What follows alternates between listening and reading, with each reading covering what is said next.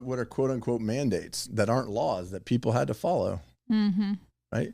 As a U.S. citizen, you don't have any rights. You don't have you don't have the Bill of Rights and you don't have constitutional rights.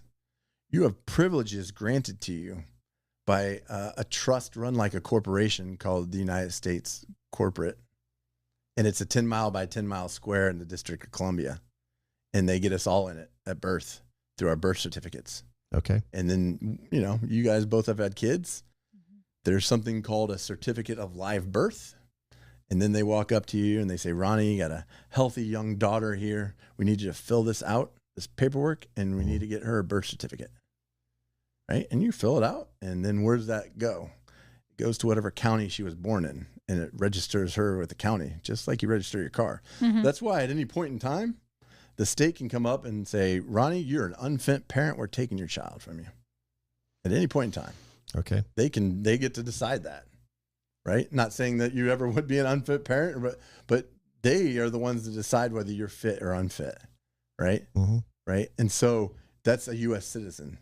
And if you study the history, and it's not taught in schools, but U.S. citizenships were set up by, basically the Proclamation of Emancipation, right?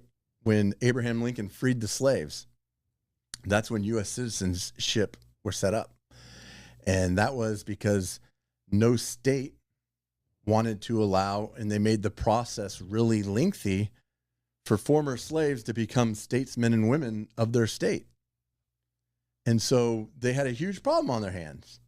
All these free men and women that don't have any state, they don't have any citizenship.